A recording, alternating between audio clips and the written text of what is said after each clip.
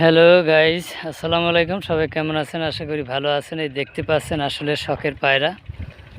পায়রা শুকিয়ে আসলে পায়রা খুবই একটি শৌখিন জিনিস। আসলে যারা খুব শৌখিন মানুষ তারাই পায়রা পোষে। আসলে দেখেন মাঠে আসছে, আমি এই ফাঁকে আসলে ওদের ক্যামেরায় বন্দি করলাম। আমার খুবই ভালো লাগে। আসলে খুব রোদ্দুরের ভিতরে খুবই দেখা যাচ্ছে কম, আর চারিদিকে শুধু পেঁয়াজ পেঁয়াজ আর পেঁয়াজ। এটা কুষ্টিয়া জেলায় আসলে অনেক পেঁয়াজের বাম্পার ফলন হবে এবার আশা করি। কিন্তু সবাই আমরা আশাবাদ এবার পেঁয়াজের আসলে দাম হবে। আর যদি পেঁয়াজের দাম না হয় তাহলে পরে আসলে চাষি খুবই কষ্ট পাবে, কারণ তারা খুব মাথার ঘাম পায়ে ফেলে পরিশ্রম করে এই পেঁয়াজ জন্মাইছে। আসলে যদি এই পেঁয়াজের দাম না হয় তাহলে তারা খুবই কষ্ট পাবে। তো যাই হোক, আশা করি এই সরকার যেন পেঁয়াজের দামটা ঠিকমতো রাখে এবং ন্যায্য দাম যেন পায়।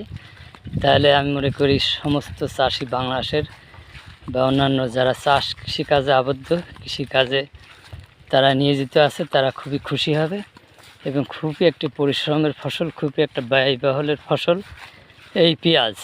এই পেঁয়াজ আসলে খুব একটা বাম্পার ফলন হবে না, আবার কমও হবে না। যাই হোক, যদি মাঝে একটা বৃষ্টি হতো তাহলে আরও সৌন্দর্য হতো। যাই হোক, আল্লাহ যা দেশে আমরা খুশি। এখন আমাদের দামটা যদি একটু ভালো থাকে, এই সরকার যদি কৃষকের উপর যদি একটু নজর দেয়, তাহলে পারে সমস্ত কৃষক আসলে খুবই খুশি হবে। কারণ এই পেঁয়াজ বিক্রি করে অনেক আশা আছে যে এই পেঁয়াজ বিক্রি করে কেউ ঘর বানাবে, কেউ গরু কিনবে, কেউ ছাগল কিনবে, কেউ অনেকেই অনেক আশা, কেউ ধার দেনা দেবে। আসলে পেঁয়াজের দামটা যদি একটু ভালো হয় তাহলে পারে এই কৃষকরা আসলে এই ধার দেনা থেকে মুক্ত হবে। তো বাংলাদেশ সরকারের প্রতি এখন যে সরকার নিয়োজিত আছে সেই সরকারের দৃষ্টি আকর্ষণ করি, এই পেঁয়াজের দামটা যেন ন্যায্য দাম পায় চাষি কৃষকরা।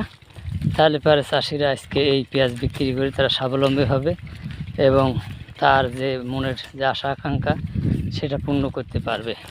আমরা আশা করি এই সরকার সেদিকে নজর দেবে, আমরা যেন কৃষকরা আমরা সুখে থাকতে পারি এবং এই পেঁয়াজ বেশি যেন আমরা সেই মনের বাসনা বাসা আমরা যেন পূর্ণ করতে পারি, সেইভাবে যেন এই দাম থাকে। আমরা সেদিকে যেন এই সরকারের দৃষ্টি আকর্ষণ করছি, সেইভাবে যেন এই পেঁয়াজের দাম থাকে। তাহলে পরে প্রত্যেকটা চাষির মুখে হাসি থাকবে।